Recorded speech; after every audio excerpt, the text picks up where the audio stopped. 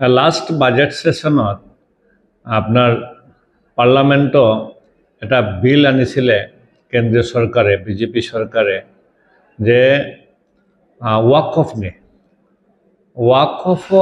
ৱাকফৰ যিটো আগৰ যিটো মানে ৱাকফ যিটো মানে নিয়ম কানুন যিটো এইটো অলপ এমেণ্ডমেণ্ট কৰাৰ কাৰণে, অলপ চেঞ্জ কৰাৰ কাৰণে বিল আনিছিলে।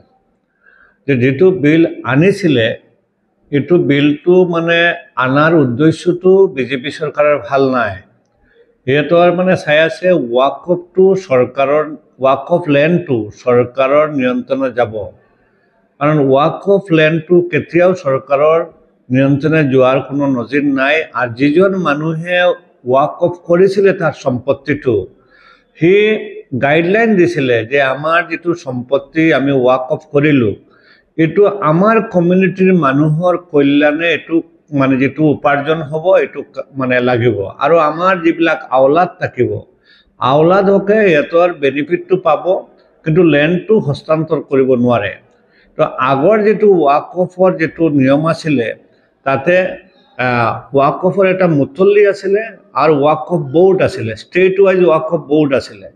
ৱাকফ বোৰ্ডৰ এইবিলাক মানে ৱাকফ বোৰ্ডৰ ৰিফৰ্ম কৰিব বিচাৰিছে এতিয়া চৰকাৰে। ৱাকফ বোৰ্ড যিটো আছিলে, ৱাকফ বোৰ্ডত আপোনাৰ বাৰ কাউন্সিলৰ পৰা এজন মেম্বাৰ থাকিব, মুথল্লিৰ পৰা এজন থাকিব, আপোনাৰ যিজন হাইয়েষ্ট যিজন মানুহে ৰেভিনিউ দিব তাৰ পৰা এজন থাকিব, এনেকৈ ৱাকফ বোৰ্ড আছিলে। আৰু ৱাকফ বোৰ্ডৰ গোটেই ৰেভিনিউটো ৱাকফ বোৰ্ডত জমা হৈছিলে। এতিয়া চৰকাৰে নতুন যিটো বিল আনিব বিচাৰিছে এইটো হ'ল ৱাকফ বোৰ্ডৰ যিটো ক্ষমতা, এই ক্ষমতাটো কৰ্তন কৰি আপোনাৰ চৰকাৰৰ হাতত যাব।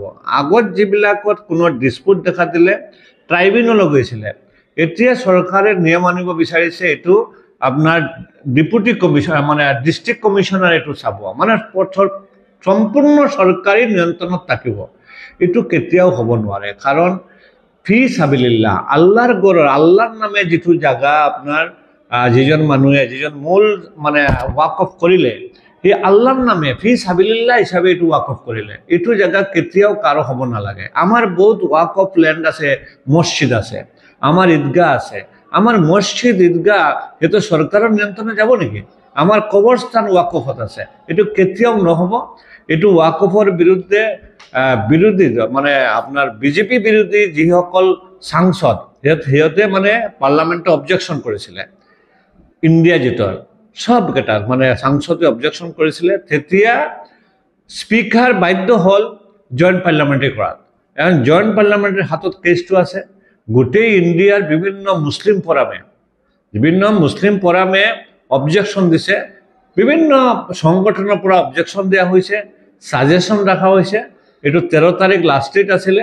প্ৰায় 1 কোটিমান অবজেকশ্যন পৰিছে। আপুনি আচৰিত হ'ব, প্ৰায় 1 কোটিমান অবজেকশ্যন পৰিছে। যেতিয়া 1 কোটি অবজেকশ্যন পৰিছে এইটো বিলটো নতুনকৈ এমেণ্ডমেণ্ট নকৰাৰ কাৰণে আমি আশা কৰোঁ এইটো জেপিচি কমিটিয়ে বিবেচনা কৰি আগৰ নিচিনা ৱাকফটো থাকিব লাগে। আগৰ নিচিনা ৱাকফটো নাথাকে যদি আজি আসামৰ ভাৰতবৰ্ষৰ মুছলমানৰ অস্তিত্ব নাথাকিব।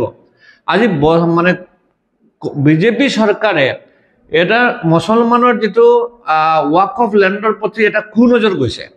যে আজি চাই যদি আপুনি গোটেই ভাৰতবৰ্ষত হাইয়েষ্ট লেণ্ডটো হ'ল ৰেলৰ হাতত, ছেকেণ্ড হাইয়েষ্টটো হ'ল আপোনাৰ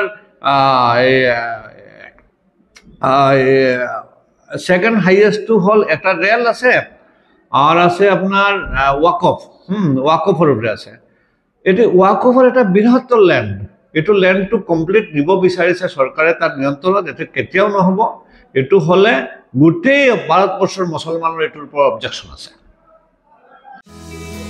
আপুনি নৰ্থ ইষ্ট ফুৰিম বুলি ভাবিছে নেকি?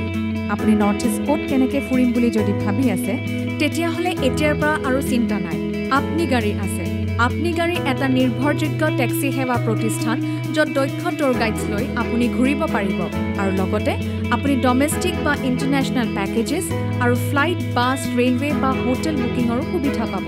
সবিশেষ জানিবলৈ আৰু সেৱা গ্ৰহণ কৰিবলৈ www.apnigari.com এতিয়াই লগ ইন কৰক অথবা স্ক্ৰীণত দিয়া নম্বৰত যোগাযোগ কৰক।